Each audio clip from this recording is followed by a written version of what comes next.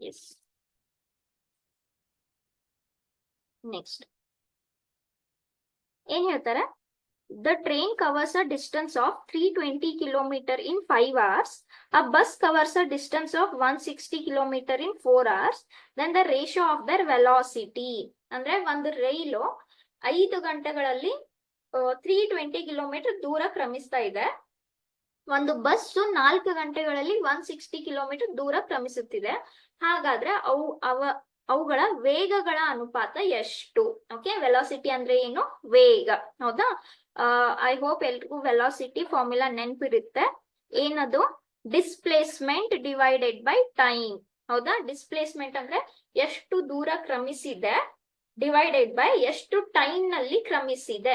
ಅಂದ್ರೆ ಎಷ್ಟು ಟೈಮ್ ನಲ್ಲಿ ನೀವು ಎಷ್ಟು ಡಿಸ್ಟೆನ್ಸ್ ಕವರ್ ಮಾಡ್ತೀರಾ ಅದರದ್ದು ರೇಷಿಯೋ ನಿಮಗೆ ಸ್ಪೀಡ್ ಕೊಡುತ್ತೆ. ಸ್ಪೀಡ್. ಓಕೆ, ವೆಲಾಸಿಟಿ ಅಂದ್ರೆ ನಥಿಂಗ್ ಬಟ್ ಸಿಂಪಲ್ ಆಗಿ ಹೇಳ್ಬೇಕಂದ್ರೆ ಸ್ಪೀಡ್. ಹೌದಾ?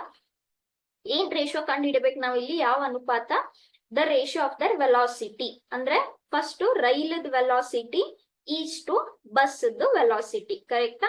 ಸೊ ಫಸ್ಟ್ ನಾವು ವೆಲಾಸಿಟಿ ಕಂಡು ಹಿಡಿಯೋಣ ಎರಡದಕ್ಕೂ, ಆಮೇಲೆ ಅವ್ರದ್ದು ಅನುಪಾತ ತಗೊಳ್ಳೋಣ. ಕರೆಕ್ಟಾ? So first train. ಸರಿನಾ? ಟ್ರೈನ್ಗೆ ವೆಲಾಸಿಟಿ ಎಷ್ಟಾಗುತ್ತೆ? ಡಿಸ್ಪ್ಲೇಸ್ಮೆಂಟ್. ಎಷ್ಟು ಡಿಸ್ಪ್ಲೇಸ್ಮೆಂಟ್ ಇದೆ? ಡಿಸ್ಪ್ಲೇಸ್ಮೆಂಟ್ ಅಂದ್ರೆ ಎಷ್ಟು ದೂರ ಕ್ರಮಿಸಿದೆ ಇದು?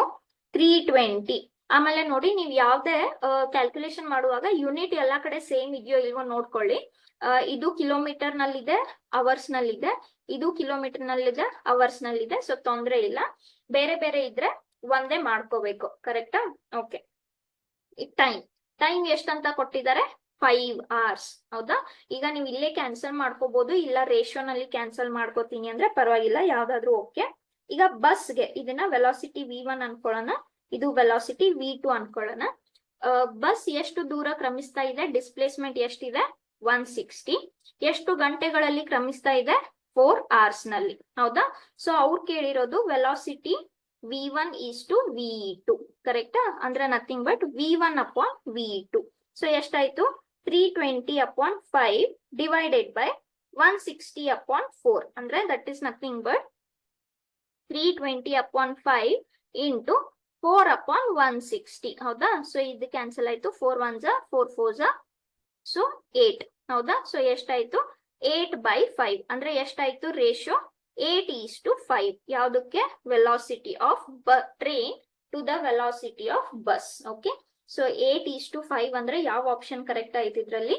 Option C.